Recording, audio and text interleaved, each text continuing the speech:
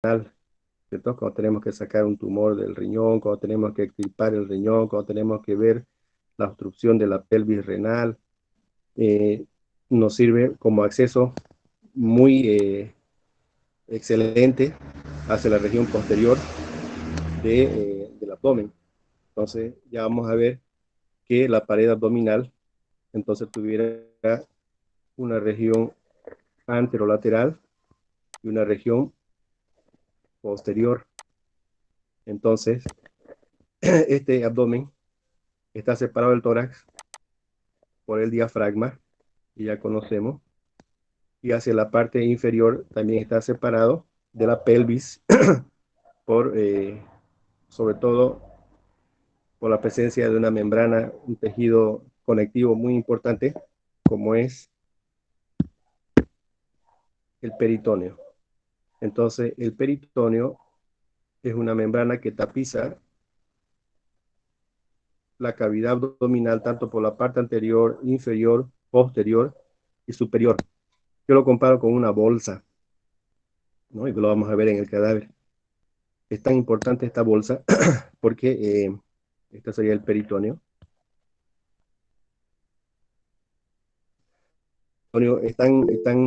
En la histología van a ver ustedes que tiene un tejido plano simple que permite la difusión de partículas, y de ahí que nos sirve para hacer la diálisis peritoneal cuando un paciente no tiene riñón o tiene insuficiencia renal, ¿no?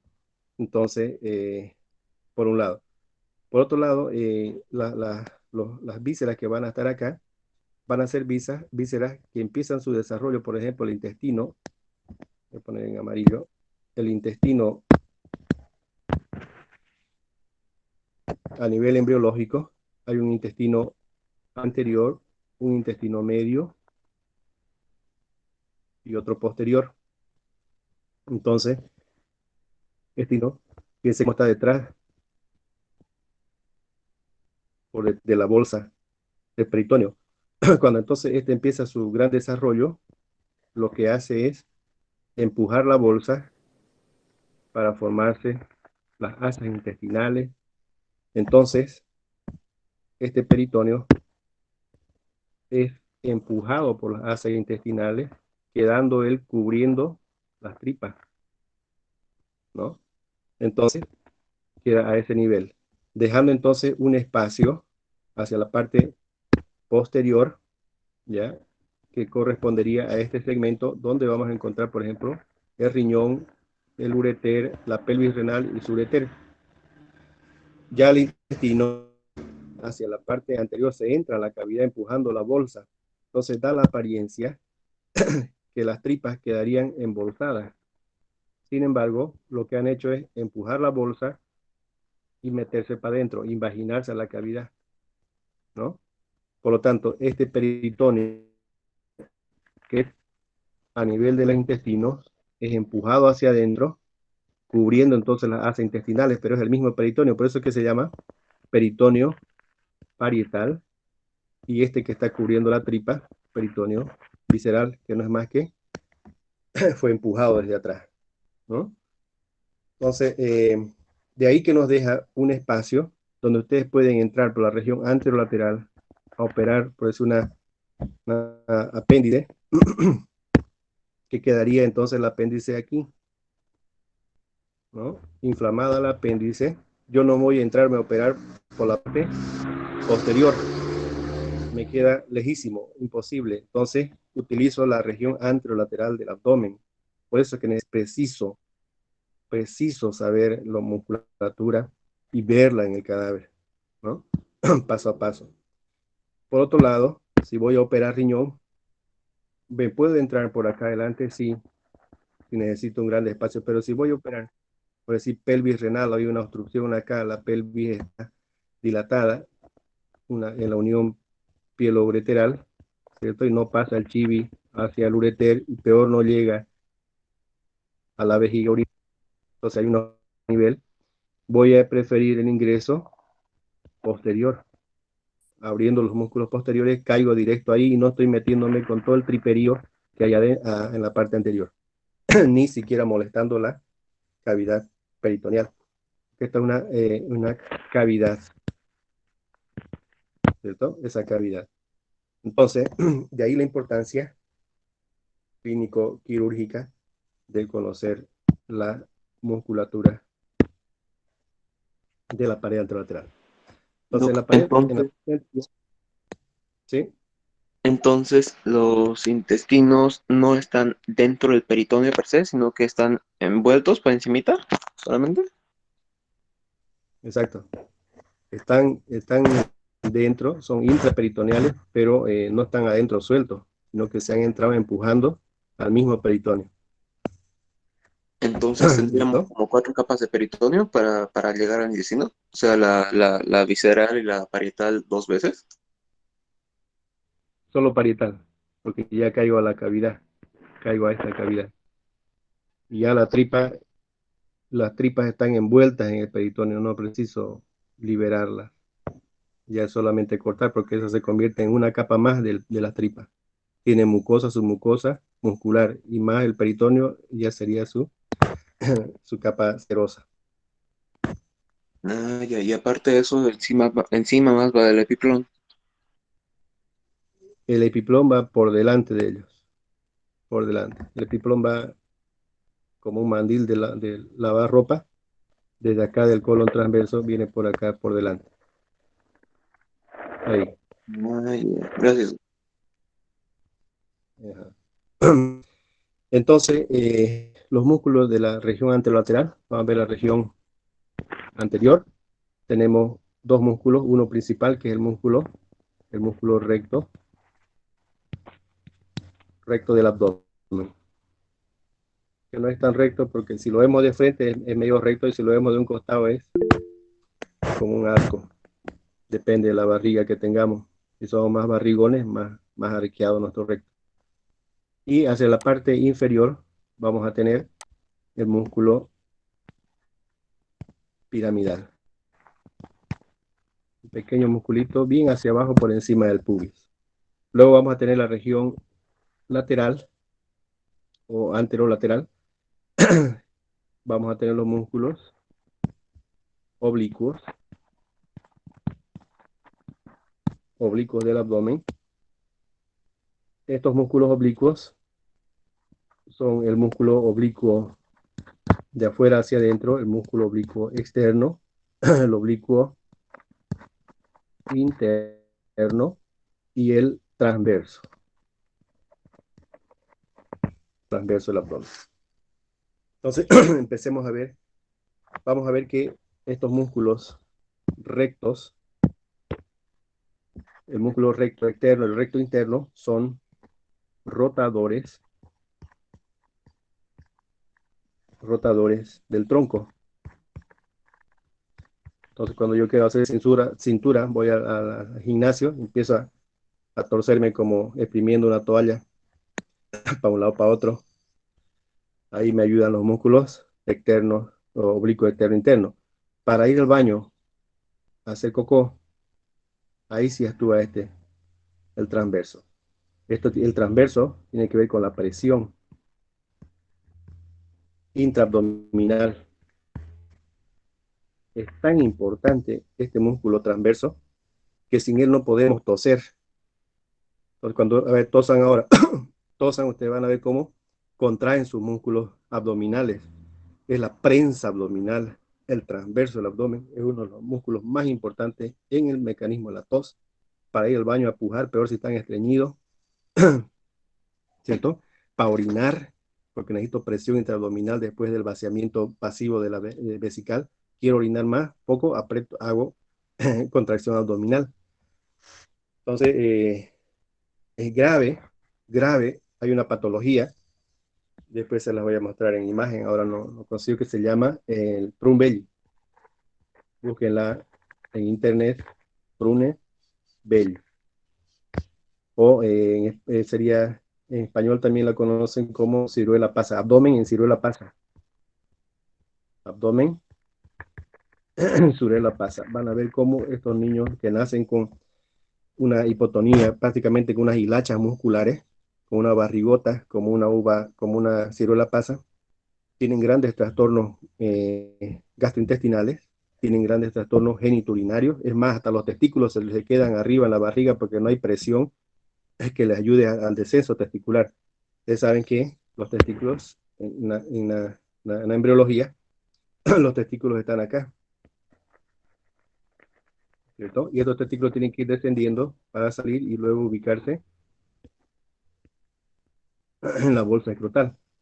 Entonces, si no hay presión intraabdominal, ya les dije que el transverso tiene que ver con eso. Si hay malformación genitourinaria, si hay malformación de pared, este niño no puede toser, se llena de líquido sus pulmones. Es un desastre grandísimo el Prunbelli, ¿ya? Entonces, musculatura. Veamos entonces la inserción muscular. Para eso vamos a ver los huesos. El músculo recto, vamos a empezar por el recto, el recto del abdomen, estás insertando, si yo lo veo de adelante, si yo lo veo de adelante, este músculo recto inserta a nivel del apéndice cifoides arriba y se va en esa forma hacia abajo para insertarse en el pubis. Entonces tengo un recto del abdomen hacia la parte anterior, derecha, y tengo otro recto del abdomen hacia la parte anterior, izquierda. Acá estaría más o menos el ombligo. Entonces, insertándose hacia la base del apéndice cifoides, que corresponde al esternón, inserta también en la séptima, ¿se acuerdan? La séptima costilla es la última costilla que llega al esternón en forma directa. Entonces, inserta en el cartílago costal de la séptima costilla, inserta también algunas fibras hacia la sexta y hacia la quinta costilla. Tendríamos la quinta, la séptima, que es la última que llega, tendríamos la sexta y la quinta costilla. Algunos dicen hasta la cuarta, por un lado. Y por otro lado, están insertándose también hacia el arco costal de la octava costilla. Aquí tendríamos la novena, décima costilla y las otras que son las flotantes, perdón.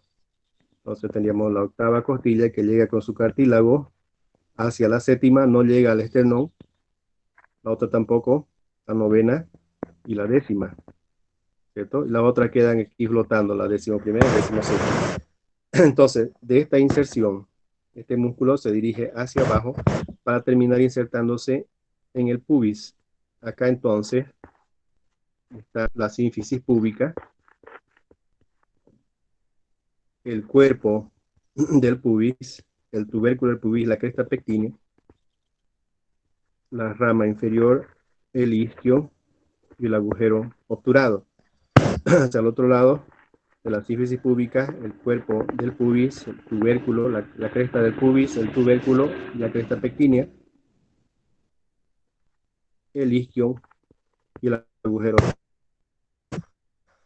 De esa forma, entonces, este músculo recto, si lo vemos de adelante, estaría insertándose en esa región. Tiene fascículos separados, fascículos musculares separados por tejido conectivo. Por eso es que tiene esa forma, como si fuera un músculo en la verdad es un músculo poligástrico, que tiene varios vientres. Termina entonces insertándose hacia la parte posterior de la cresta del pubis y un poco hacia la cresta pectínea. Lo mismo hacia el otro lado, llega hasta la sexta, hasta la quinta costilla, por su cara anterior. Este músculo es poligástrico, que tiene ahí unos tendones intermedios que van a corresponder a un tejido conectivo, dando entonces la apariencia de ese músculo. Si lo vemos nosotros en una vista lateral, y ponemos acá el ángulo de Lewis, el esternón, la espalda, la región glútea, vamos a ver hacia acá tendríamos la sínfisis o el cuerpo, el borde superior, la cresta del pubis en ese corte. Vamos a ver entonces que este músculo recto del abdomen no es tan recto y voy a exagerar aquí y voy a insertarlo acá, ¿cierto? Entonces, ya les dije, depende de dónde uno lo vea. Si lo veo así y soy barrigón, no tiene nada de recto, ¿cierto? Va a parecer una flecha, un arco. Pero si lo veo de frente, cambia la percepción. El otro músculo, el músculo, eh, el músculo piramidal. Este pequeño músculo inserta también acá en el pubis, en la cresta del pubis, lo que sale en otro color, naranja, inserta en la cresta del pubis, pero se dirige hacia una línea medial, de esa manera. La línea medial donde termina insertándose este músculo piramidal, que es bien inferior, se llama la línea baja. Entonces lo vamos a poner con celeste. Esta línea alba es un tejido conectivo denso que está separando entonces los bordes mediales de los músculos rectos. Entonces llega este tejido conectivo. Al ser tejido conectivo no es excitable, o sea, no se contrae, desde el apéndice cifoide hasta la sínfisis púbica, separando estos dos músculos. Entonces, este otro pequeño músculo piramidal, desde el pubis hacia esta línea alba. Y es un músculo tensor de la línea alba. Del otro lado, lo mismo, el pequeño músculo piramidal. ¿Cuándo lo vemos al piramidal? Cuando hacemos cirugía, nosotros en la urología pediátrica, cuando hacemos cirugía de la vejiga, cirugía pediátrica, vejiga urinaria, niño con piedra en la vejiga, no tenemos material de litoclás o láser para hacer la destrucción de la vejiga y sacarlo por el mismo de la uretra, ¿no? La cirugía ahí. O cuando hacemos ampliación vesical con intestino, la vejiga muy pequeña, sacamos un pedazo de intestino y lo ponemos como un parche encima de la vejiga para ampliar la capacidad vesical.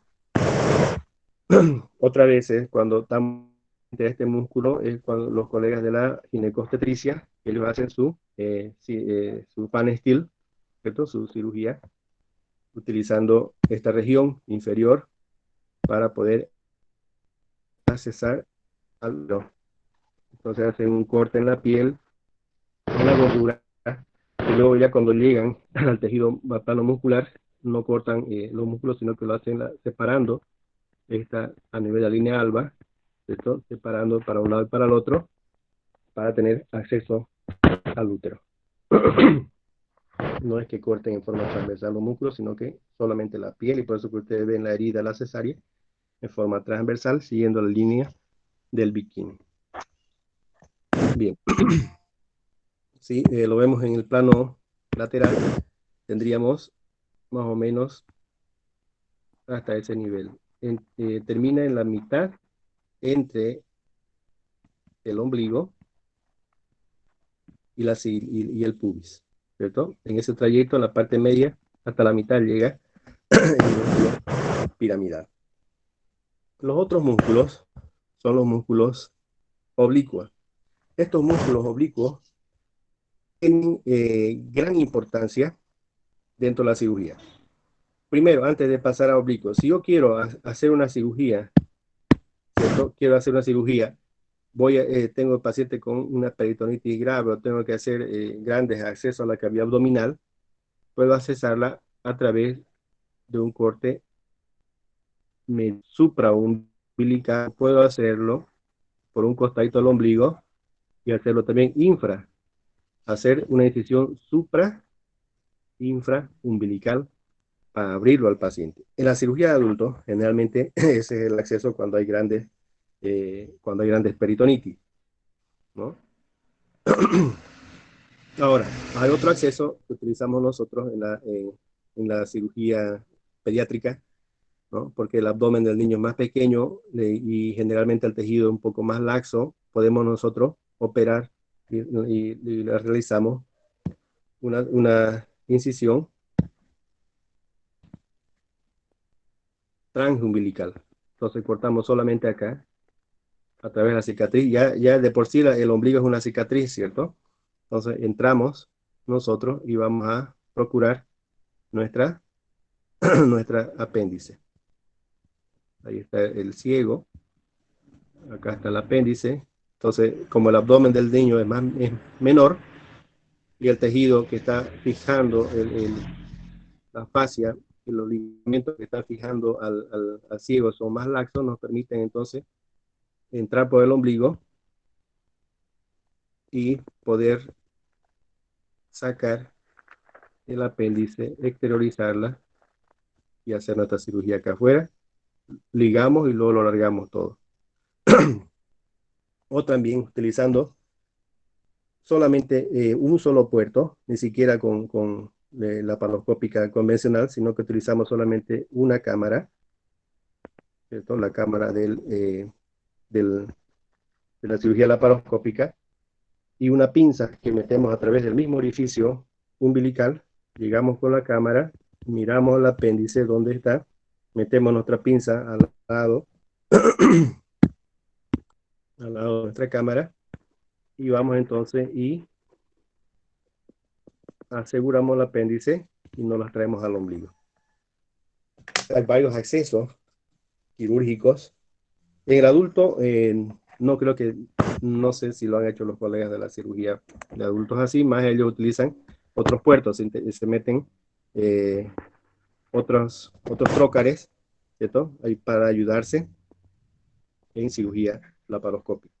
En niños, como es, ya les dije, las características anatomo-histológicas son más flexibles, entonces podemos utilizar esa con solamente un solo puerto sin dejar las otras cicatrices, que son mínimas, la verdad, en la cirugía laparoscópica. Otro acceso común en niños es, por ejemplo, cuando utilizamos niños que nacen al segundo día de vida, primer día de vida, estamos operando con grandes malformaciones intestinales. Entonces, en el niño, preferible la incisión transversa. Ahí sí cortamos todos los músculos, tanto anterolaterales, de acá, como también los rectos. Y abrimos por la mitad. O cuando hacemos cirugía también de riñón o tumores renales, como el tumor de Wills, que operaron ahí en el hospital. Deben conocer el caso en el 2018, cuando sacaron por error los dos riñones a un niño, ¿cierto? Esa cirugía de Will, por ejemplo, se hace dependiendo del estadio del tumor, se hace una incisión grande, así, transversa, para poder verificar todo adentro, que no haya metástasis ganglionar. Son los accesos que hay, existe mucho más. Veamos la parte entonces anterolateral. Para eso, vamos a ver el músculo oblicuo externo, el oblicuo interno y el transverso.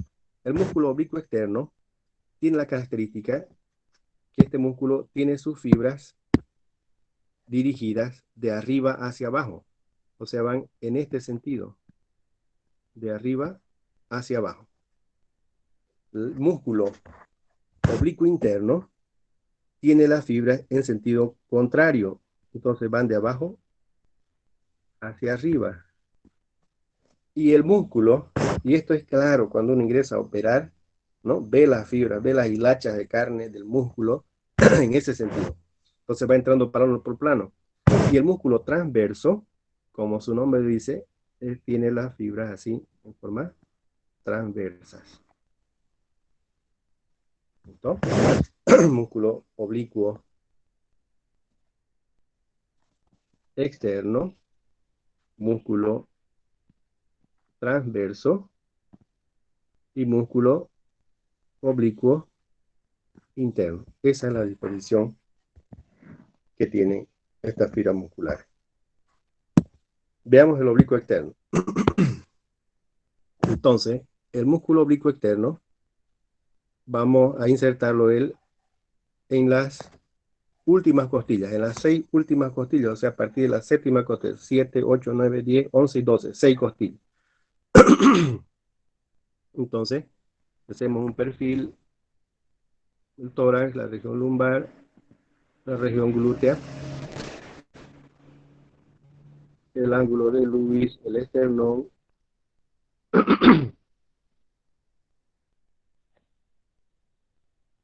Vamos a poner entonces ahí la cresta ilíaca del hueso coxal y vamos a ir insertando entonces el músculo oblicuo externo. Ya sabemos que en la unión del apéndice cifoides, de esta apéndice cifoides, con el cuerpo del esternón, está llegando ahí el séptimo cartílago costal. Entonces, y este séptimo cartílago costal, ¿cierto? Es la última costilla verdadera que llega a articularse con el esternón. Ahí tendríamos solamente el arco costal o el reborde costal, que está formado por los cartílagos de la costilla 8, la costilla 9, la costilla 10,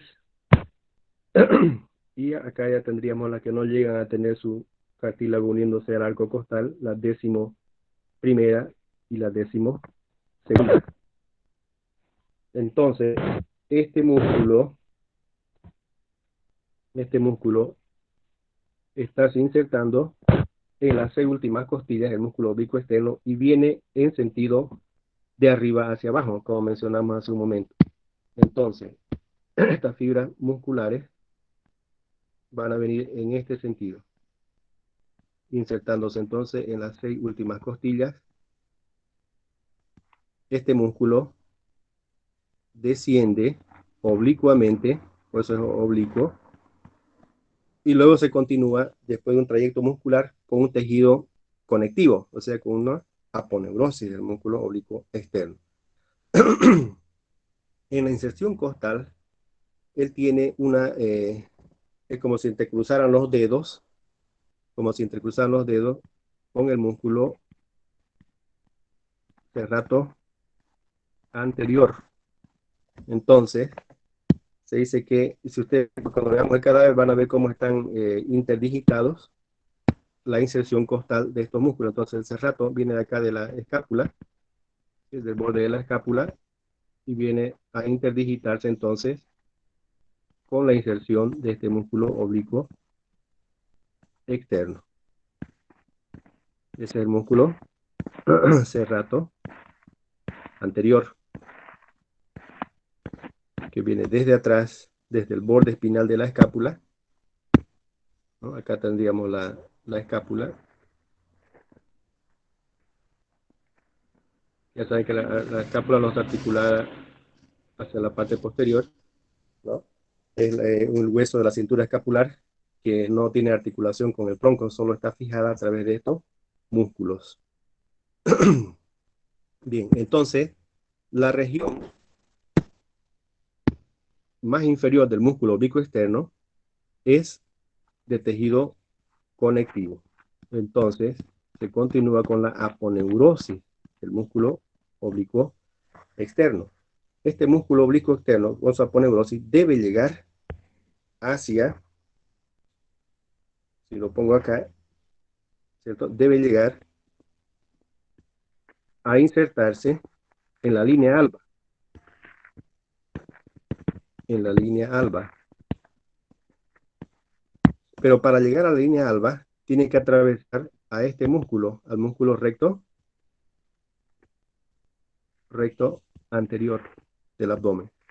Entonces, llega primero al borde, llega al borde lateral del músculo, ¿cierto? La aponeurosis, y luego agarra y se va por delante.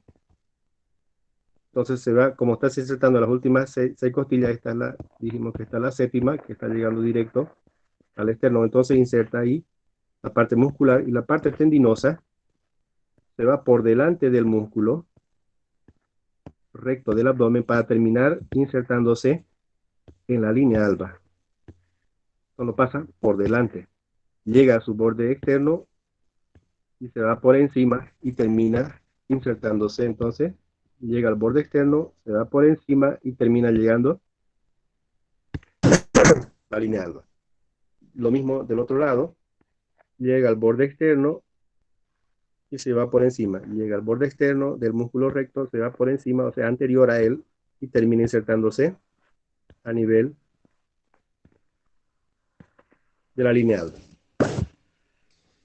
Eso lo hace en todo el trayecto. Entonces vamos a tener aponeurosis del músculo oblicuo externo. Esto es importante, la aponeurosis del músculo oblicuo externo en todo este trayecto. Inclusive se va por delante y queda dentro de esta aponeurosis el músculo piramidal. Cuando llega hacia la parte inferior, esta aponeurosis tiene una inserción importante. Cuando llega hacia la parte inferior, entonces, esta aponeurosis inserta a nivel de la sínfisis púbica e inserta también próximo al vérculo del pubis. Entonces, tiene unos dos pilares, un pilar medial y un pilar lateral de inserción.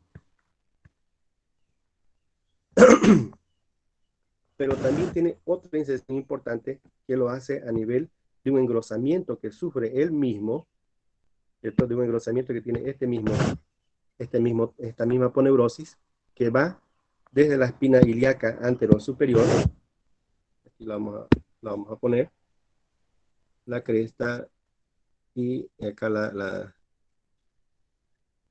espina ilíaca anterior superior, anterior inferior. Entonces, existe un engrosamiento de esta aponeurosis que va desde el pubis hacia la espina ilíaca anterior superior.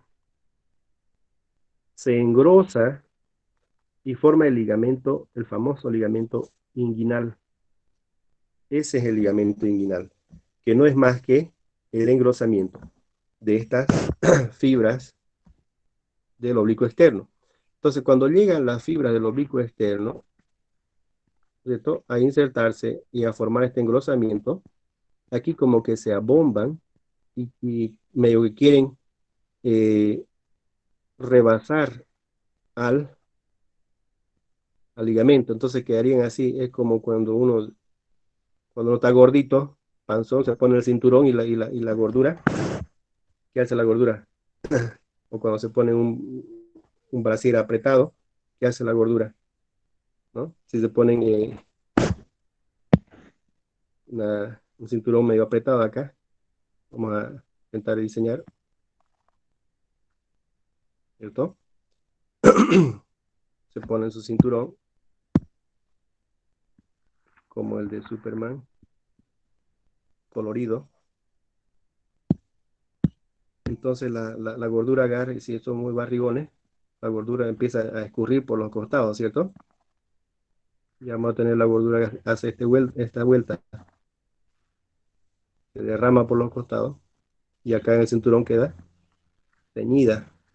Entonces este mismo efecto hace allá, ¿ya? La aponeurosis queda media abombada, y eso es visible cuando uno opera. ¿Por qué les hablo de esto? Por la cirugía tan frecuente como es la hernia inguinal. Entonces este tejido, ¿cierto?, quedaría insertándose así, y por la presión intraabdominal queda medio abombadito, ahí como el efecto del cinturón y la gordura. Entonces vamos a ver nosotros que todas estas fibras están llegando a insertarse y a engrosar el ligamento inguinal. Pregunta de examen. Ligamento inguinal. Entonces, hacia la parte media, sobre el tubérculo del pubis, este va a dejar este orificio que va a estar limitado por unas fibras falciformes entre por encima del tubérculo del pubis y sus pilares medial y lateral de inserción, va a dejar ese orificio. Ese es el famoso orificio inguinal superficial. Entonces, este es el orificio inguinal superficial. Quiere decir que hay otro inguinal profundo. Este orificio inguinal superficial se llama así porque está próximo hacia la piel, hacia la gordura, es superficial. Y este es tan importante porque por ahí, por este orificio inguinal, está saliendo en la vida embriológica hacia las 24 más 28 semanas, ya se encuentra saliendo por ahí el testículo. Entonces, testículo a las 24 semanas se encuentra ahí en la puerta, queriendo salir, y ya entre las 24 y 28 semanas ya lo vamos a encontrar en el trayecto inguinal, y luego lo vamos a encontrar descendiendo para llegar a colocarse en su posición definitiva con su epidídimo y su conducto diferente que queda conectando a través de este orificio inguinal superficial el canal inguinal, y acá estaría el orificio inguinal profundo y cae allá la pelvis, su conducto diferente llevando espermatozoides, ¿no?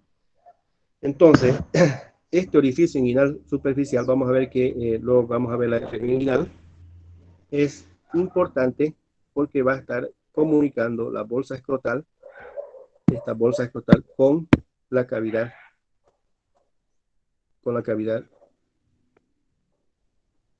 abdominal. ¿No? Ahí está.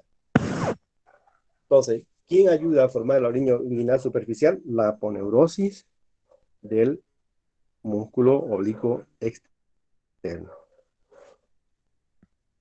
Veamos nuestro músculo. Entonces, dijimos que para que el músculo llegue hacia la línea alta, él tiene que pasar por el músculo recto del abdomen. Acá tenemos el ombligo, el recto del abdomen, insertándose a nivel del pubis. Espina ilíaca anterior superior, anterior inferior, pecten del pubis, el pubis.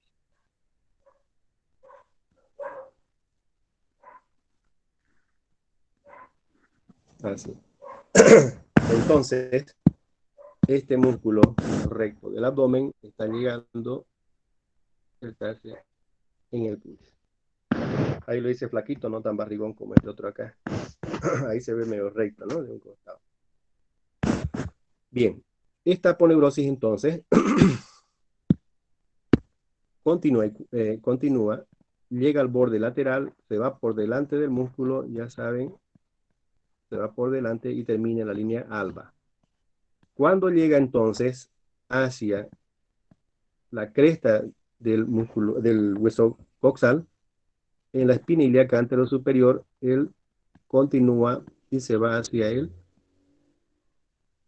pubis, hacia el tubérculo del pubis, engrosándose entonces, y de ahí que viene cada fibra, va a engrosar, va a engrosar, va a engrosar. Y dijimos que tenía unos fascículos que se van hacia, por encima del, medialmente al tubérculo del pubis, y termina haciendo esa, formando ese espacio que está reforzado por unas fibritas arciformes, formando entonces ese orificio que hemos mencionado que servía para el descenso testicular. Y además que después del descenso testicular, él queda contenido por el cordón espermático en el hombre. Cuando veamos genitales, vamos a ver el cordón espermático, ¿no? Que está conformado por el conducto deferente que acabamos de mencionar, la arteria deferencial, el plexo venoso pampiniforme, ramas del nervio ilioinguinal, algunos pasillo hipogástrico, su rama genital, ¿cierto? Está la arteria testicular, que es la misma arteria ovárica. En el hombre y la mujer, las gónadas tienen un origen embriológico similar hasta en las 7 semanas del embrión no tiene sexo definido a nivel gonadal. Entonces tienen solamente gónada, no se sabe si es gónada masculina o gónada femenina. Entonces, cuando nace o cuando aumenta el desarrollo a partir de la 8ª semana, la diferenciación gonadal, entonces vamos a saber si es que se vuelve testículo o se queda como ovario. Y si es ovario, va a descender un poco y se queda dentro de la cavidad pélvica, al lado del útero. Y si es testículo, tiene que salir de la cavidad abdominal y pélvica, atravesando este canal inguinal, saliendo por el orificio inguinal superficial y llegar a la bolsa escrotal, ¿no? Entonces, para eso sirve ese espacio que hemos mencionado. Si es que no hubiera el descenso, si es que nos quedamos con los testículos aquí adentro, ¿no? No hay el descenso testicular, o se queda a media, nos vamos a quedar como el pato o como el gallo. ¿Han visto? El pato no tiene los testículos afuera como un toro, como un puerco, como un perro, haciendo anatomía comparativa. Eso, para nosotros, es un testículo no viable. Se chamosca con la temperatura porque él, a nivel embriológico, él no soporta la temperatura corporal, por eso es que tiene que disparar del cuerpo y escaparse a la bolsa escrotal, lejos de la temperatura corporal. Y cuando hace mucho frío, él se apega también al cuerpo, tiene un músculo cremaster importantísimo que responde a la termosensible. Entonces, cuando hace mucho calor, los testículos le huyen al cuerpo. El paciente que está con fiebre, los testículos se bajan hasta medio muslo. Cuando está con frío o hay en el invierno, todos los testículos necesitan un poco de calor y se aproximan a través del máster al cuerpo para mantenerse calientitos. Bien, ligamento inguinal entonces. En este espacio que queda entre el ligamento inguinal y el hueso, ¿cierto? En este espacio entre el ligamento inguinal y el hueso, vamos a ver que están saliendo por ahí arterias, nervios, o están atravesando arterias, nervios, músculos y venas. Vamos a ver entonces, en este orificio, se llama el orificio plural, vamos a tener la salida de venas, la verdad, en ingreso a la vena, hay una vena.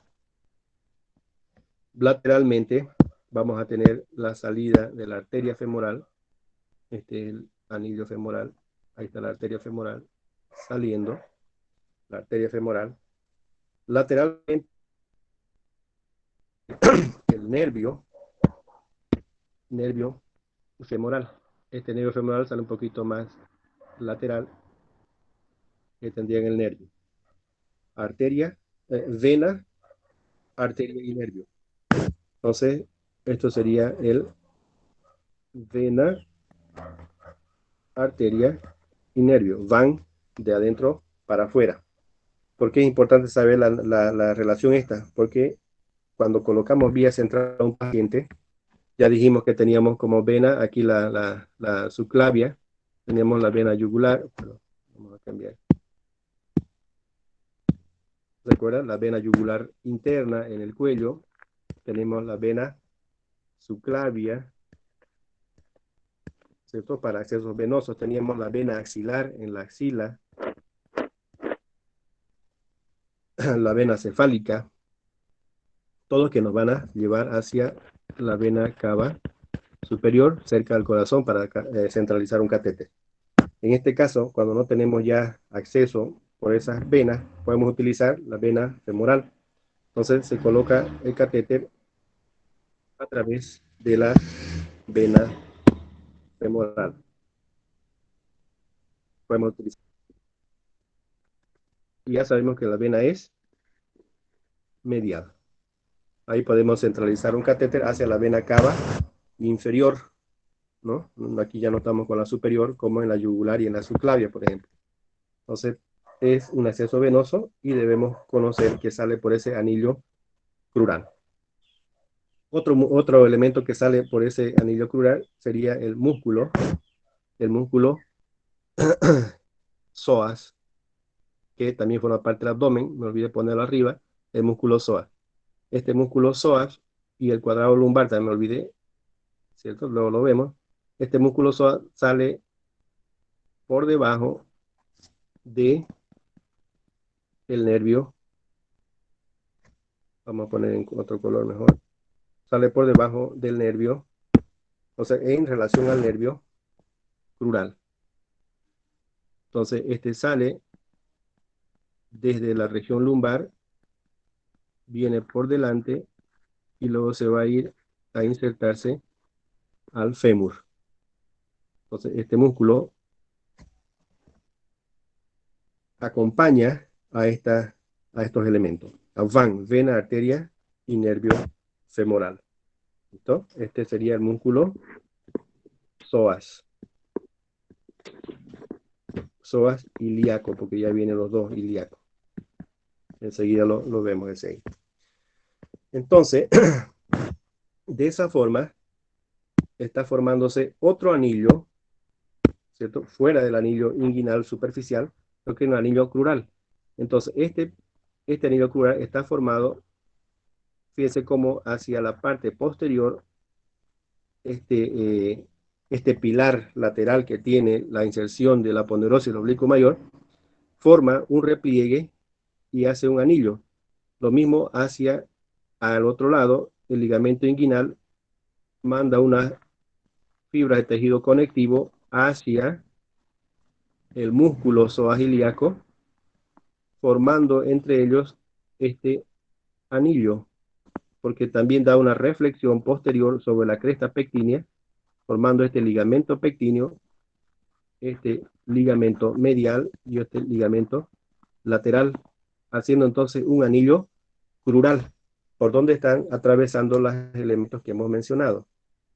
Ese anillo crural también es asiento de hernias crurales, que son menos frecuentes que las hernias inguinales que hemos mencionado en la región inguinal, justamente a este nivel del orificio superficial, en el caso de la hernia indirecta del niño, porque en el caso de la hernia directa del adulto, no sale a través de este anillo, sino por una debilidad de pared que vamos a ver a continuación.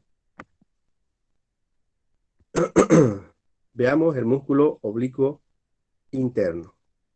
Este músculo oblicuo interno, ya dijimos que tiene, al contrario de las que hemos mencionado, tiene de abajo para arriba. Veamos entonces.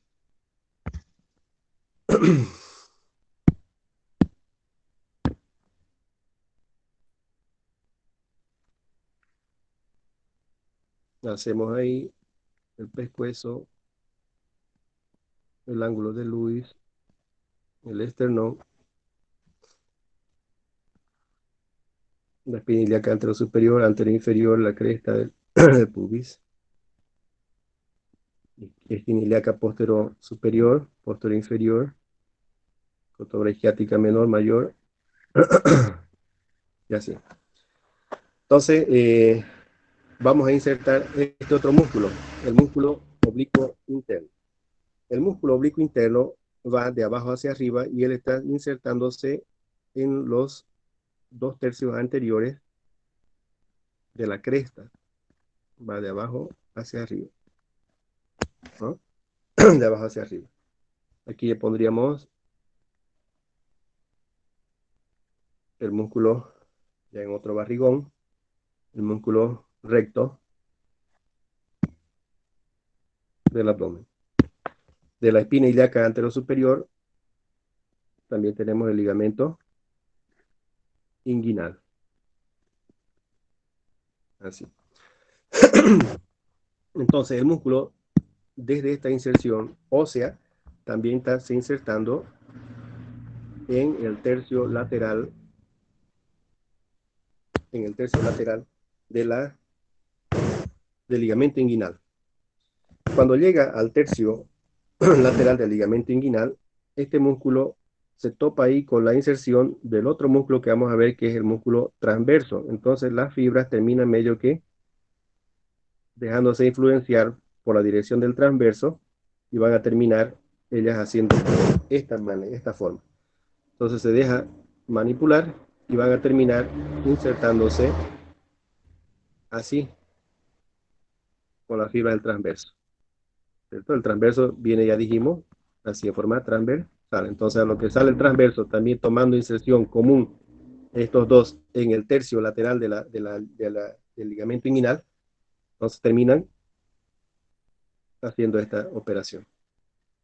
Y vienen y se arquean y hacen un tendón conjunto los dos, ¿cierto? Sobre el ligamento inguinal. Eso es importante porque ellas forman el tendón conjunto entonces de la pared del conducto inguinal por donde desciende el testículo.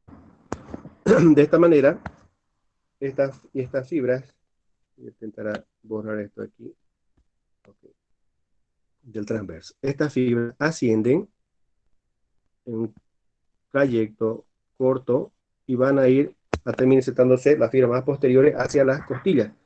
Entonces, nos faltaría poner las costillas. Sabemos que la séptima costilla es la última verdadera, que tiene su cartílago costal,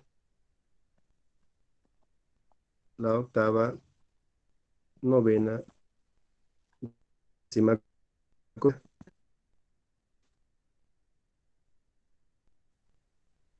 ¿cierto? Décima costilla, formando el reborde costal, famoso reborde costal, que cuando el hígado está muy inflamado, rebasa este reborde costal, ¿no? Tenemos acá la 11ª y la 12ª costilla. Entonces, esta es la parte ósea de la séptima costilla, la octava, la novena, décima, decimosegunda. Estas fibras musculares entonces van a estarse insertando en ese reborde costal, las fibras más posteriores, luego las fibras más anteriores van a continuar con aponeurosis. Entonces, tanto el oblicuo externo como el oblicuo interno tienen su aponeurosis muscular. Por lo tanto, vamos a ver que esta aponeurosis sigue también el trayecto del músculo, llega a la línea alba, pero para llegar al músculo oblicuo, perdón, al músculo recto del abdomen. Entonces, la aponeurosis llega al borde lateral del músculo, lo atraviesa y termina insertándose también en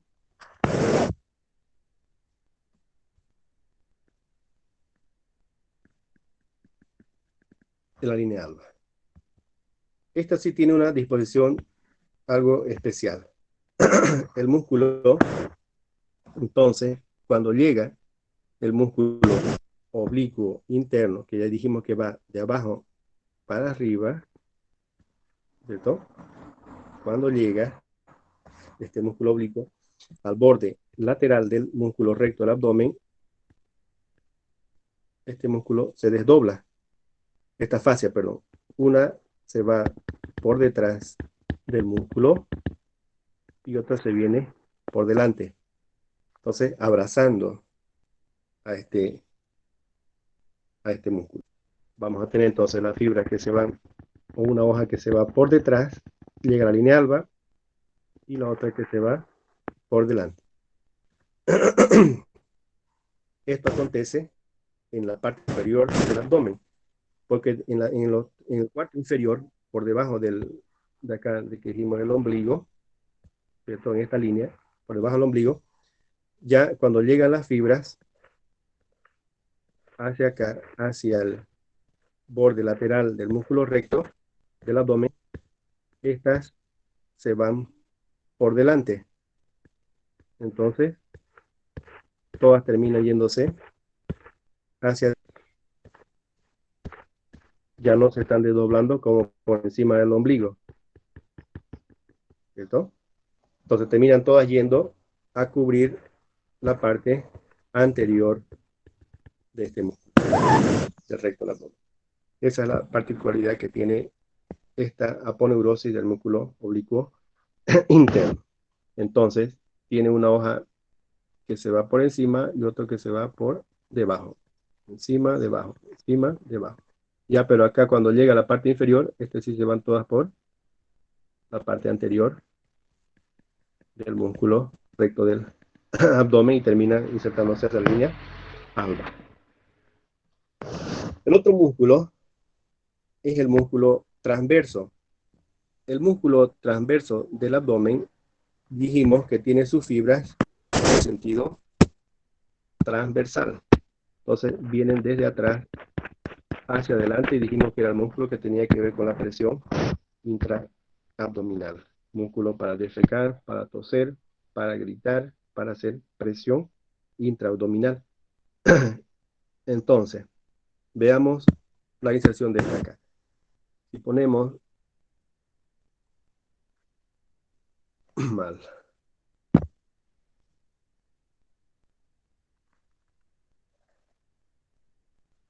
la región torácica, el pescuezo, el manubrio del esternón, aquí también teníamos que poner la cresta ilíaca, la espina ilíaca anterior superior, anterior inferior,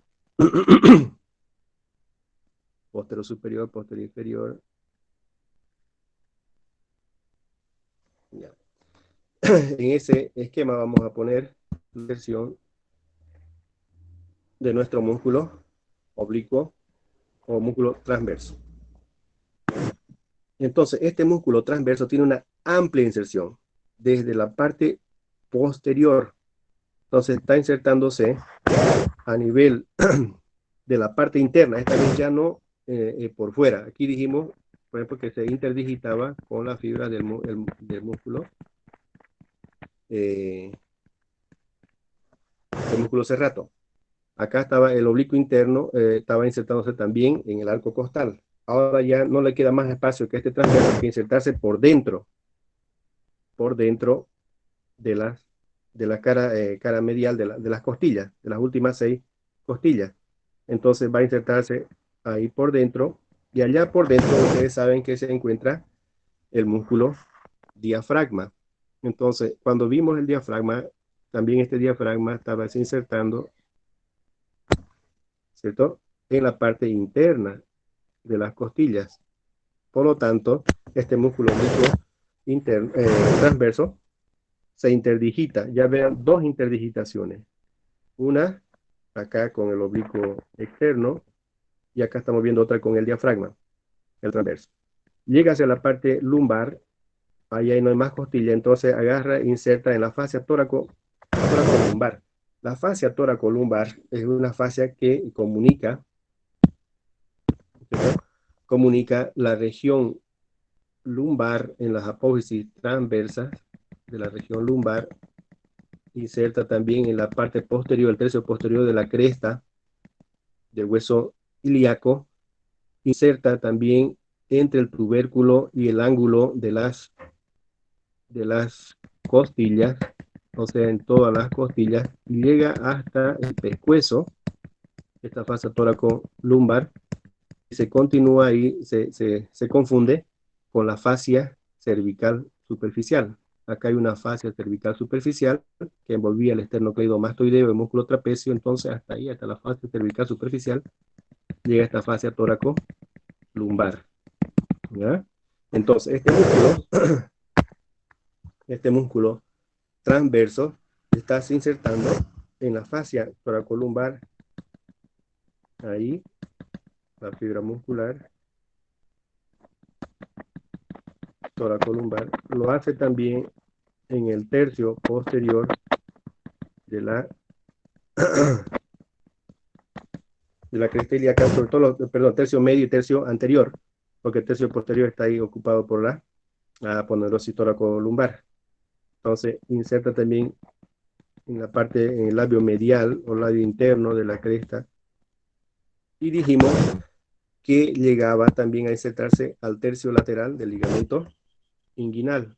Entonces, el ligamento inguinal, tercio lateral, ¿cierto? Tercio lateral, entonces, y como sus fibras son transversales, y ahí se encuentra que el oblicuo interno está también insertado ahí, agarre las doblegas a las fibras del oblicuo interno, y dijimos que terminan formando un tendón conjunto entre los dos y forman, ese es el arco del tendón conjunto entre el oblicuo interno y el transverso. Bien. Hacia la parte anterior, este músculo también está continuado con tejido conectivo, o sea, la aponeurosis del transverso. Llega hacia el borde lateral del músculo recto del abdomen y acá se va por detrás hacia la parte superior, o sea, los tres cuartos superiores, por encima del ombligo, ¿cierto? Hasta ahí se va por detrás del recto y llega a la línea alba. Cuando llega en el cuarto inferior, entonces este ya no se va por detrás, sino que se va por delante. Por delante, dejando entonces desnudo al recto anterior del abdomen por la parte posterior, porque todas se van a ir por delante. De ahí que la pared, esta parte inferior del abdomen, se dice, como está desnudo el músculo recto del abdomen hacia la parte inferior, entonces esta es una pared débil. ¿Mm? Es una zona débil, por eso es que se producen ahí las hernias, perdón, las hernias inguinales. Es una pared débil, una débil.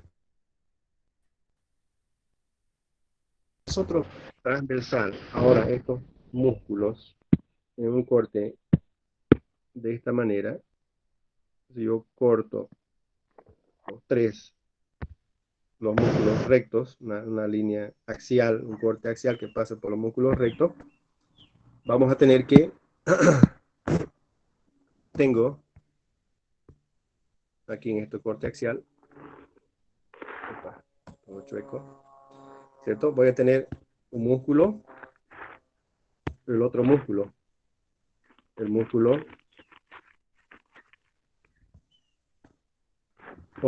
pero recto del abdomen y el otro recto del abdomen, a un lado y al otro.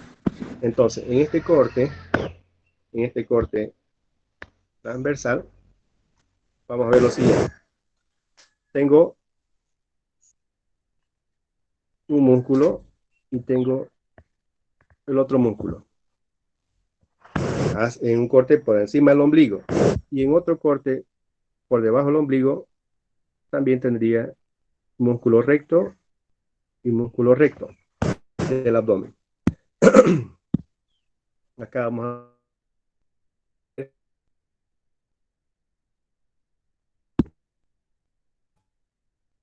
el interno, llegaba al borde y se va por delante. Llega al borde lateral y se va por delante para terminar acá en la línea alba. Se va por delante entonces este músculo oblicuo externo. Llega al borde lateral, se va por delante, llega al borde lateral, se va por delante y termina en alba. El músculo oblicuo interno, dijimos que su aponeurosis llega al borde lateral, una hoja se va por delante y la otra hoja se va hacia atrás. Una hoja se va hacia adelante y la otra hoja se va por detrás, todas terminando en la línea. Ahí viene luego la aponeurosis del transverso. Ya no puede meterse para adelante, entonces nada más le queda irse por detrás. no haya como meterse por delante y se va por detrás, termina la línea alba. Luego, otra capa que vamos a tener aquí en esta región sería el peritoneo.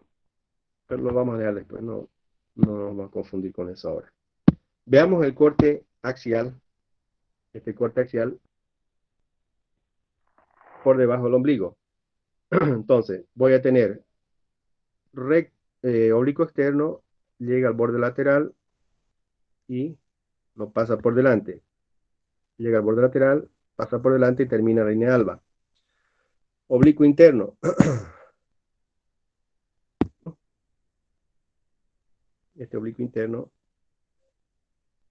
agarra y se va por delante, termina la línea alba, agarra, se va por delante, termina la línea alba. El transverso, también lo que no se dejó ahí, el oblicuo interno. Entonces llega al transverso, ve que hay espacio para meterse por delante y hace lo mismo. Llega al, oblicuo, al borde lateral, ve que hay espacio por donde meter su cuchara y se mete por ahí. Terminando entonces una zona desnuda. Si ven estas aponeurosis de los oblicuos, lo que hacen es darle ropa al recto. Entonces lo cubren por delante, lo cubren por detrás, llega a la línea alba. Pero hacia la parte de la parte inferior ya está desnudo. Entonces, ¿qué es lo que le queda? Para su desnudez cubrir nada más una pequeña fascia del músculo transverso, que es la fascia transversalis. Profunda, el músculo transverso, viene aquí la fascia transversalis. Pero esta fascia, como su nombre indica, es fascia, no es resistente como el, como,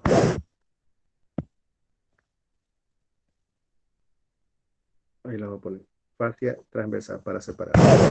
Entonces, no es tan resistente como la aponeurosis del músculo. Por eso es que la parte más débil es una parte débil de la pared, porque solamente tengo la fascia transversal, ¿no?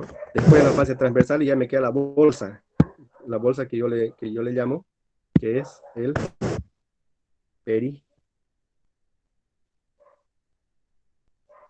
peritoneo,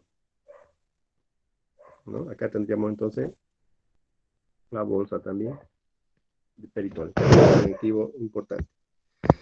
Bien, de esa forma tenemos que el músculo transverso, tomando punto fijo a un lado y hacia el otro lado, él va a hacer el aumento de la presión intraabdominal en la tos, para botar flema, para defecar,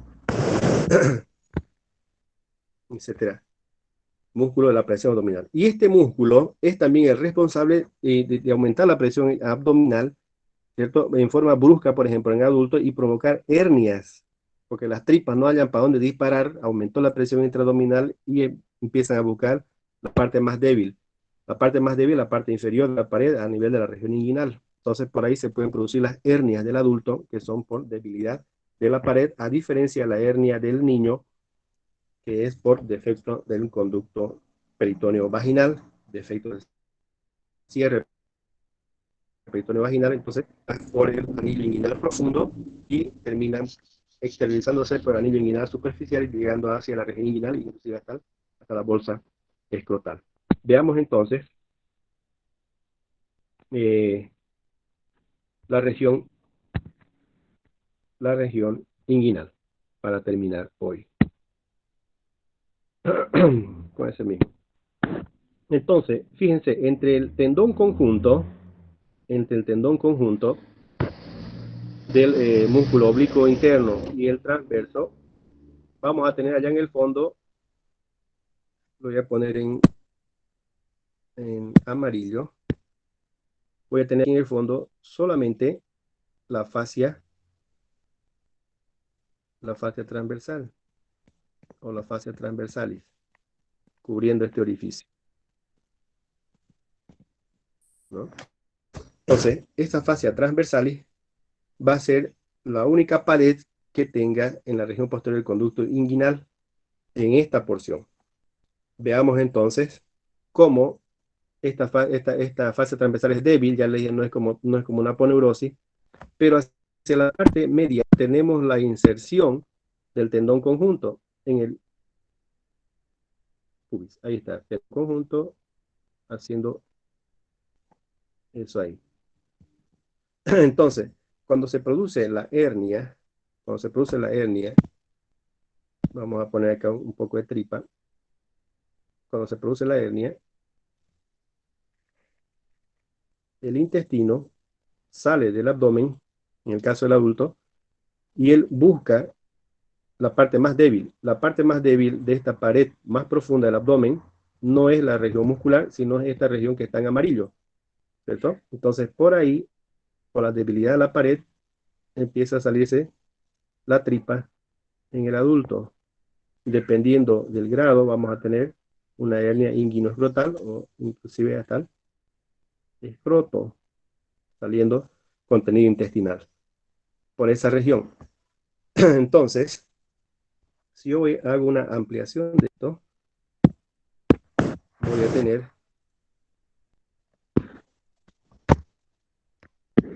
a tener, la espina ilíaca, la cresta ilíaca, la espina superior, el pubis.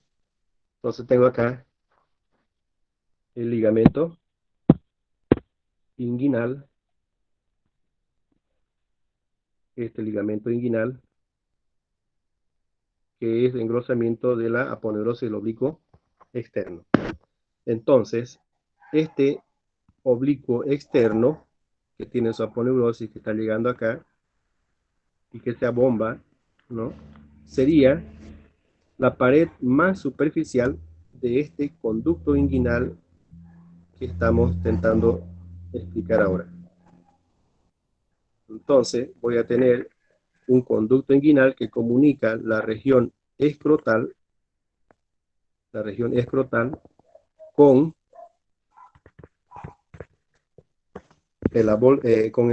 con el abdomen. Entonces, para mí, este trayecto inguinal va a tener este orificio, que es el orificio superficial, que lo hemos mencionado hace un momento, y va a tener allá un orificio profundo en el abdomen. Por este orificio superficial, sabemos que está en relación al tejido gorduroso y a la piel, por eso es superficial. El otro es profundo porque ya cae allá en la cavidad, en la cavidad abdominal. Entonces, se dice que este trayecto o conducto inguinal tiene una pared anterior, esta pared anterior, que está formada por esta aponeurosis del músculo oblicuo externo. Ya dijimos que se divide y forma este orificio inguinal superficial. Entonces, de aquí para adelante, esto aquí es el ligamento inguinal y esta es la pared, el ligamento inguinal sería la pared inferior, ¿cierto? Y esta es la pared lateral que es formada por la aponeurosis y el oblicuo externo, dividiéndose en estos dos pilares para formar el orificio inguinal superficial por encima del tubérculo del pubis. Ahora, la pared más profunda, la pared medial de este conducto inguinal, lo ponemos en amarillo, sería la que está más profunda, que sería la fascia, esta fascia que hemos dibujado acá en amarillo, que es la fascia transversalis. Entonces, fascia transversalis sería ya la pared posterior, pero no todo es fascia transversalis, sino que llega hasta esta parte media y luego vemos que el tendón conjunto tiene una inserción medial, ¿cierto? Aquí vimos que el tendón conjunto tenía una inserción medial, puesto la fascia transversal. Entonces, en esta pared profunda vamos a tener dos segmentos, uno muscular y el otro misma fascia transversal. Vean acá cómo este tendón conjunto viene a reforzar esta pared profunda, esta pared medial. Entonces, por encima la pared superior estaría formada por el tendón conjunto. ¿Cuál es el tendón conjunto? Este que estoy diseñando, que sería el músculo oblicuo interno más el transverso. Este es el tendón conjunto, que está por encima primero del trayecto inguinal y luego se refleja para insertarse allá en el pubis, formando entonces la pared también posterior. Esta sería la porción muscular de la pared posterior y la otra sería la porción de la fascia, la porción medial, que sería solamente fascia, fascia transversal. Por lo tanto, esta fascia transversal, al forrar,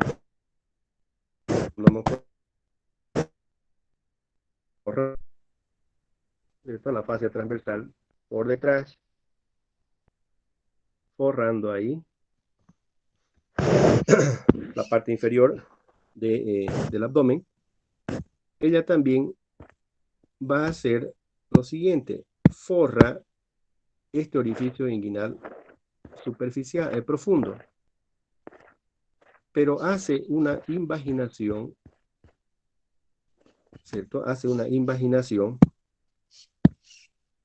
esta formando un pequeño engrosamiento acá de la fascia transversal, hace una invaginación cuando viene el testículo. Entonces el testículo está formándose acá adentro, este testículo va descendiendo por la parte posterior, agarra y ve ese medio orificio ahí, entonces coge ese orificio, se introduce por acá y va, como las tripas hace un momento, va empujando entonces a la fascia transversal.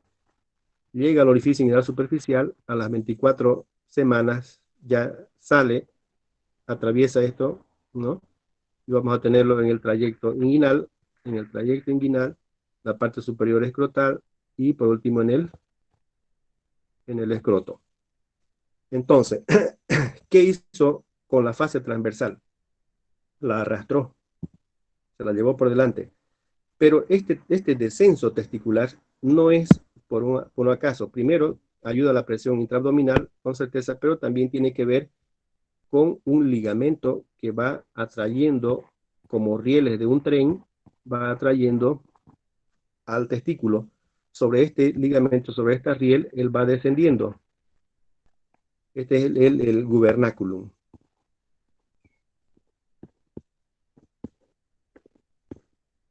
Entonces el gubernaculum viene y se fija, ¿cierto? Este gubernáculo se va a fijar al,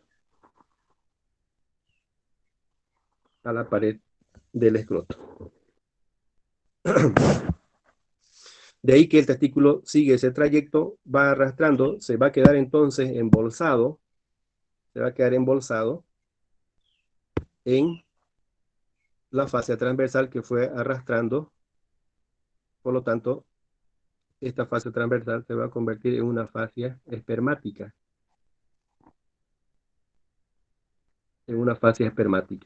que viene de acá, desde este anillo profundo. Entonces, esta es la fascia espermática profunda, o perdón, interna, ¿cierto? Que está cubriendo al testículo que él se arrastró. Esa invaginación de la fascia transversal. En este descenso, por el trayecto inguinal, algunas de las fibras del músculo oblicuo interno agarran y se van también tras de el testículo, algunas hilachas de este músculo, y van a ir a terminar entonces formando el músculo cremaster. Pregunta de examen: ¿de dónde deriva el músculo cremaster? Entonces ahí llega el cremaster envolviendo, ¿cierto?, estas túnicas que envuelven al testículo y que dijimos que aproximan al testículo hacia el cuerpo cuando hay hipotermia, cuando hay mucho frío, y que también se relaja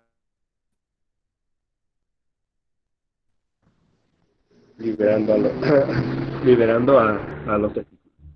Bien, entonces vamos a concluir este trayecto inguinal, vean, tan importante, diciendo que tenemos una pared lateral formada por el oblicuo externo, la ponerosa del oblicuo externo, el anillo inguinal superficial también formado por él, la ponerosa del oblicuo interno, el oblicuo externo, perdón. Tenemos, lo voy a poner en otro color, el ligamento inguinal que formaría la pared inferior. Tenemos el tendón, el borde inferior del tendón conjunto que formaría la pared superior y la pared posterior formada por la fascia transversalis y parte muscular del tendón conjunto. El oringlio inguinal profundo estaría formado por la fascia transversalis que sufre una invaginación. Bien. Cuando el testículo desciende, acá adentro tenemos también el peritoneo. Este peritoneo también agarra, trae el testículo, se va de cola, como dicen las viejas. Por cola te pasa eso. Entonces, agarra y se va tras el gubernáculo, o sea, tras el testículo, esta porción de peritoneo. Entonces queda una porción invaginada. Entonces llegaría el peritoneo así. Viene por acá, ve al testículo que va de ida y lo sigue. Entonces hace una invaginación. Y se va con el testículo, se va invaginando, pero él no está embolsado el testículo, lo va solamente cuando, como jalando un carrito, ¿no? Y lo va tironeando, se va arrastrando y como no está embolsado, solamente lo cubre por la parte anterior al testículo.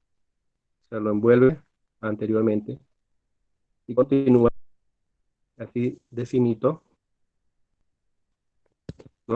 Entonces, si lo hacemos mejor, tendríamos peritoneo que dimos que sigue al testículo, llega al escroto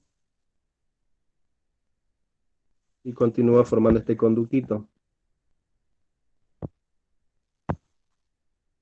Y y acá están en las tripas, de la cavidad peritoneal, ¿no? Asa intestinal.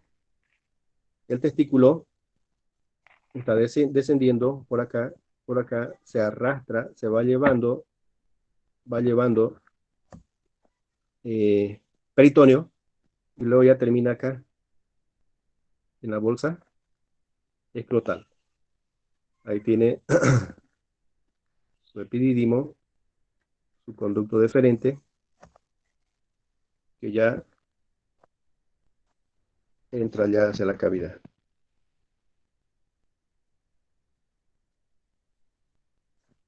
Ahí está. Por lo tanto, el peritoneo forma un conducto. Fíjense ustedes ahora, me van a entender lo que estaba hablando hace un momento de la hernia del niño. Entonces, acá tendríamos el anillo profundo y acá tendríamos el anillo superficial, ¿no? Profundo y superficial. Ahí está el trayecto inguinal. Entonces, lo que acontece es que al venirse el peritoneo por ahí, deja una comunicación, voy a retirar esto, deja una comunicación entre la barriga y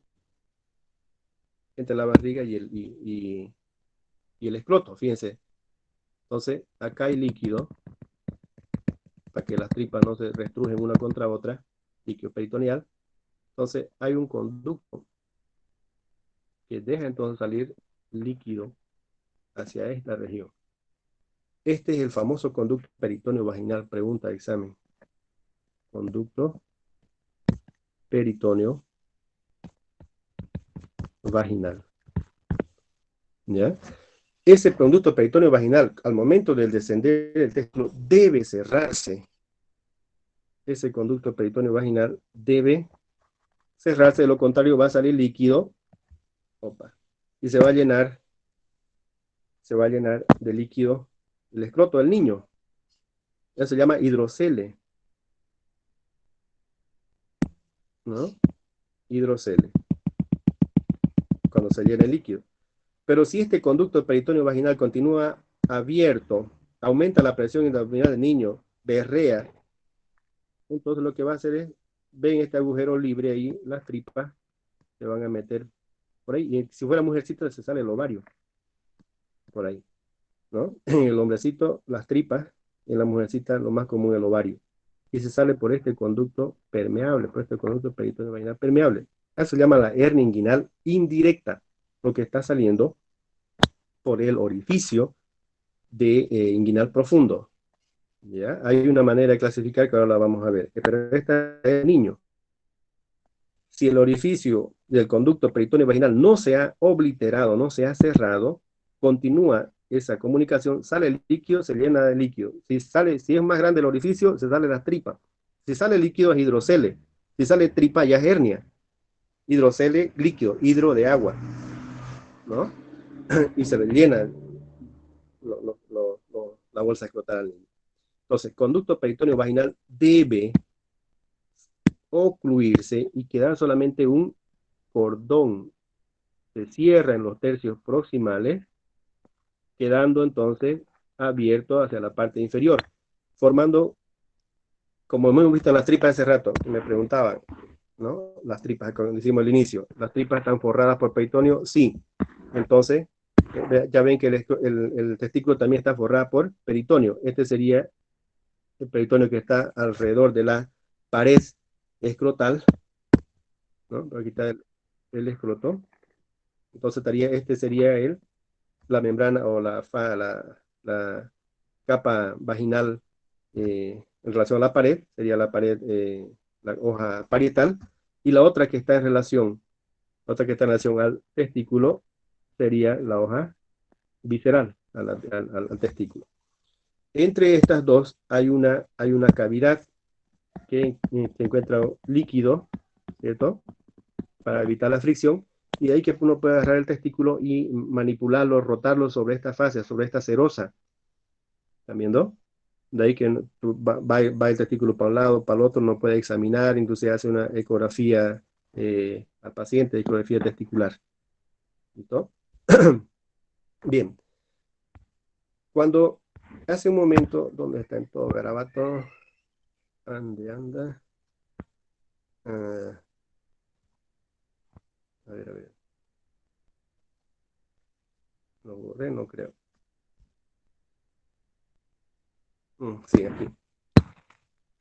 Cuando hablamos nosotros del anillo crural, del anillo crural, donde salía van, vena, arteria y nervio femorales, salía también el músculo, este músculo psoas ilíaco, ¿cierto? Hemos visto que también se producían hernias, pero fíjense lo que acontece acá. Esto ahí. Cuando sale la arteria, voy a poner el otro, cuando sale la arteria, al momento que atraviesa, antes de atravesar este orificio crural, ella da un ramo por dentro. Este ramo perdón, hacia la fascia posterior, hacia el abrigo, hacia la ropa que tiene a la parte posterior, el recto del abdomen, se mete por ahí, entre la fascia del transverso del oblicuo interno, y viene recorriendo la pared posterior del músculo recto del abdomen, y acá se anastomosa con la arteria torácica interna, que es la descendente, que viene por detrás del esternón. Esta es la arteria epigástrica inferior. Son los vasos epigástricos inferiores, que hay arteria y también hay vena. Entonces aquí teníamos la vena femoral, vena, arteria y nervio, y también entonces viene ahí su venita. ¿Vamos? Entonces, ¿qué acontece esto? Fíjense, la parte amarilla, la parte amarilla estaba la fascia, esta fascia transversal, quedó dividida en dos partes. una parte lateral y una parte medial. La parte lateral es la que mencionamos hace un momento, que forma el anillo inguinal profundo. Por ahí sale el testículo empujando entonces y vamos a terminar acá. Esta fascia se va a terminar con una fascia espermática, una fascia testicular. Entonces ahí adentro vamos a tener al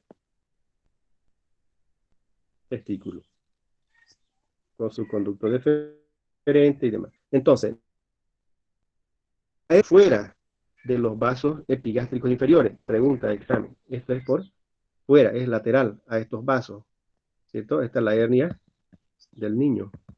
Es una hernia indirecta.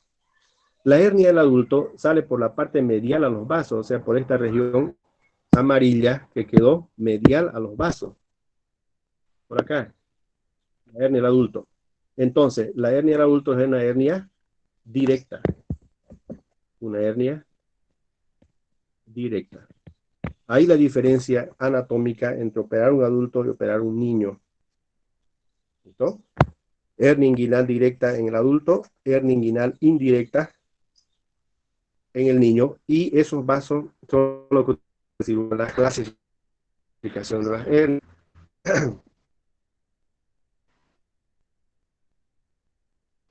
Y para terminar, por el músculo transverso. El músculo transverso es un arco.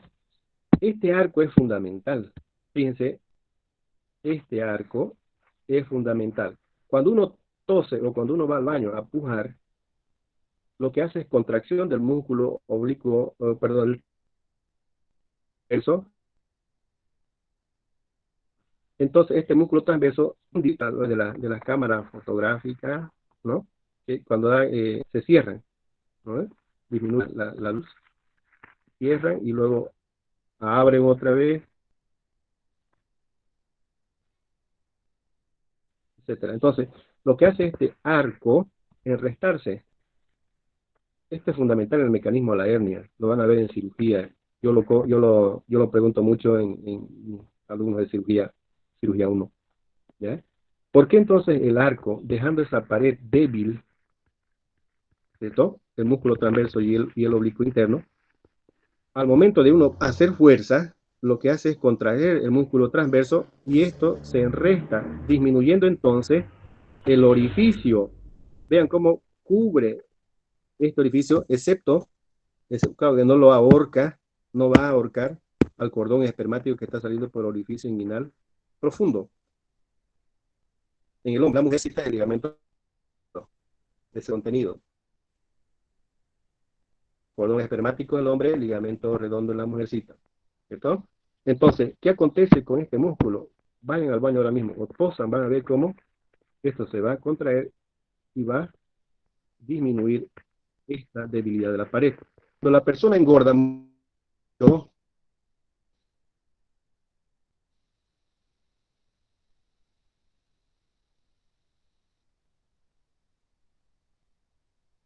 en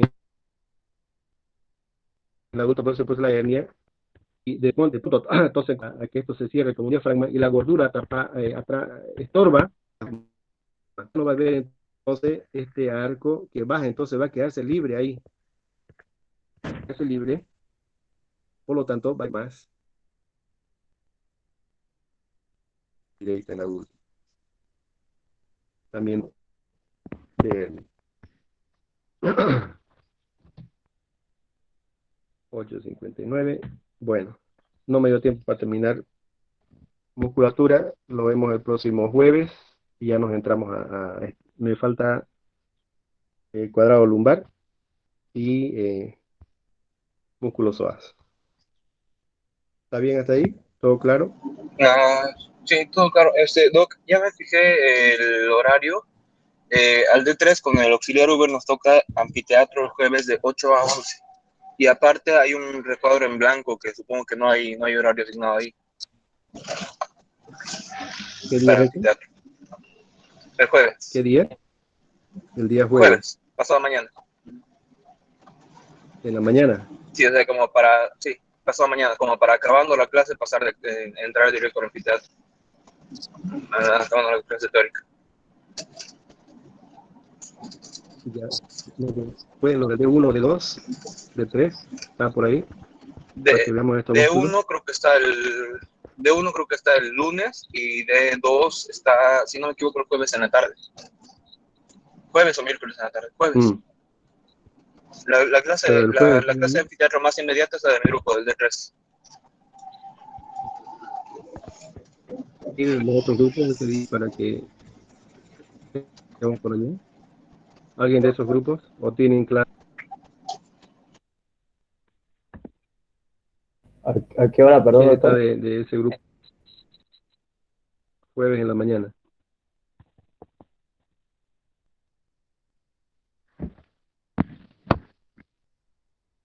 Yo soy el dedo, no, no sé, doctor. Vaya, el músculo. El músculo psoas, para terminar con esto, este está insertándose, el músculo psoas, en los cuerpos vertebrales de todas las vértebras lumbares, en los discos intervertebrales de ellas. Este músculo voluminoso desciende hacia la articulación sacroiliaca y allá se topa con uno que viene del hueso ilíaco, que es el músculo ilíaco, y formando entonces entre los dos un solo músculo que se llama el músculo psoas ilíaco y termina en esta tuberosidad menor del fémur. Ese es el músculo psoas mayor, que se une al músculo ilíaco, formando el psoas ilíaco y terminan ahí en el fémur. Lo que hace es entonces flexionar el muslo sobre el abdomen, es un flexor de la cadera. Y el otro músculo es el músculo psoas menor. Este músculo psoas menor es pequeñito, está insertando acá en la última vértebra torácica y se va a dirigir hacia la parte, confundiéndose con el psoas mayor, así termina insertándose hacia acá, hacia el hueso coxal. Y el último músculo, que es la parte posterior, que es el músculo que va de la última costilla hacia la cresta ilíaca, el músculo cuadrado lumbar o cuadrado de los lomos, que cerraría entonces la pared posterior del abdomen. Músculo cuadrado lumbar y el músculo psoas ilíaco y el psoas menor. Bien, entonces, después de la clase el día jueves, yo voy a estar en la mañana por allá, por el anfiteatro. Los que puedan ir, van, nos organizamos y entramos y trabajamos esto que me interesa. De aquí, con certeza que van a salir varios cirujanos urológicos, de todo tipo de cirugía, y precisan esto. ¿Está bien? No, no caer directamente, nadie cae directamente a las tripas ni al riñón, tiene que ingresar por algún lugar. Bien. Nos vemos el día jueves y los que estén disponibles, vemos allá y después marcamos otro día porque de aquí para adelante hay que volver ya al anfiteatro. Grande abrazo, cuídense mucho. Ok, doctor, gracias. El jueves entonces, ¿no? Sí, el jueves después de clase nos vemos por ahí. Ok, ok, doctor. Gracias, doctor. Chao, chao. Grande abrazo. Nos vemos.